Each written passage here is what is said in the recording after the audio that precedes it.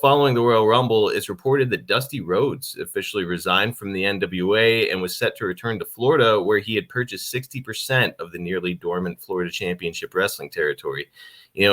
Dusty is a legendary guy and a major figure in the NWA, but I've heard some folks say that he could be tough to work with and had a tendency to position himself at the expense of other talents.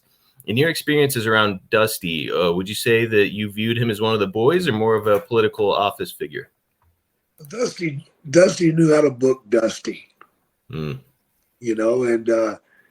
he's a great talent. I mean, thank God he wasn't a piece of shit.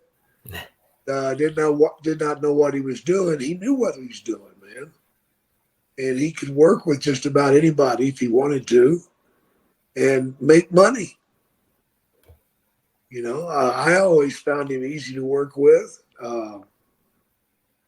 Issues here, but maybe I wasn't in the position to cause issues. Gotcha. Okay, so you would have been around him primarily during your time in Charlotte? In Florida. In Florida, that's right. Okay, during all that stuff with Kevin Sullivan. Right. Okay, so you didn't really necessarily have to experience it. You weren't around him for a super long time. But yeah, that's always been the rap on him. Like, boy, great wrestling mind. However, he's going to make sure that Dusty gets over.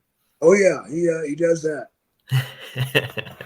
I mean, when you hear about him starting his own wrestling territory back in these days, do you feel like, a guy like Dusty Rhodes, his experience, a big success incoming, or maybe not so much in those days?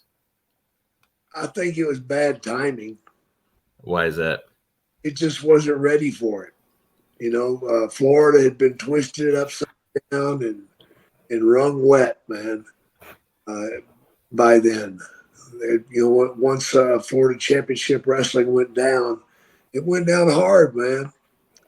And they took all the TVs off of it, and that experience was gone. And you got to have television, man. Man, it's sad to see the state of it in those days, especially after what it was, what a huge wrestling territory it had been. So yeah, it's a bummer.